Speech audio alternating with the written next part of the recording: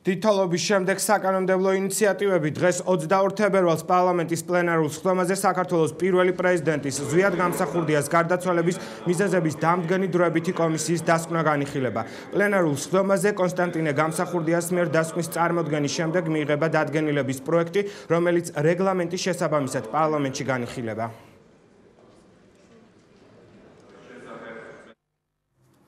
რომელ საათზე დაიწყება პლენარული სხდომა და რა საკითხები განიხილება, ამის შესახებ ჩემი კოლეგა ანი თამაზაშვილი ისაუბრებს, რომელიც საკანონმდებლო ორგანოში იმყოფება. ანი, დილამშვიდობის და თუ შეიძლება უფრო დეტალურად ისაუბრე. ირაკლი დილამშვიდობის, უკვე დაწყებულია პლენარული სხდომა, როგორც ცნობილია კონკრეტულად ზვიად გამსახურდიას გარდაცვალების მიზეზებზე მომუშავე კომისიის დასკვნის განხილვა ზუსტად 4 საათზე დაიწყება, ის 50-ე საკითხად გადის. ჩვენ წინასწარ ვესაუბრეთ კომისიის თავმჯდომარეს კონსტანტინე გამსახურდიას, რომელმაც აღნიშნა, რომ როსტოვის მიერ გამოქვეყნებულ დასკვნა ექსპერტიზის დასკვნაში არის ბევრი უზუსტობა, რომელიც გამორიცხავს თვითმკვლელობის ვერსიას და თვითმკვლელობის ვერსია ჩაანაცვლა მკვლელობის ვერსიამ. როგორც ცნობილია, საპარლამენტო განხილვების შემდეგ ის დოკუმენტაცია, რომელიც 363 გვერდიან დოკუმენტში მიიღეს, უკვე გადაეგზავნება მთავარ პროკურატურას.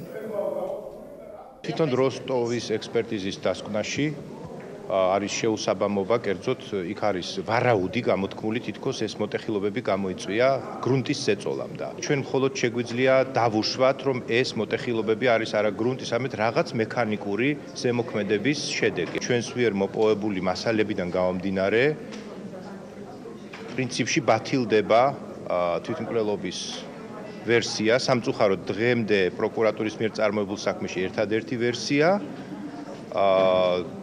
დაქვე, რა თქმა უნდა, ძალიან გონივრული და სერიოზული ეჭვი არსებობს მკვლელობაზე და სწორედ ამიტომ ვითხოვთ ამ საქმის საფუძვლიან გამოძიებას უკვე სახელმწიფოს მიერ.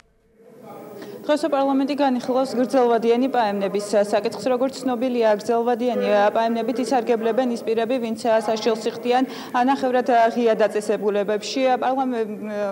გრძელვადიანი პაემნები იქნება 24 საათიანი და მისი საფასური იქნება 60 ლარი.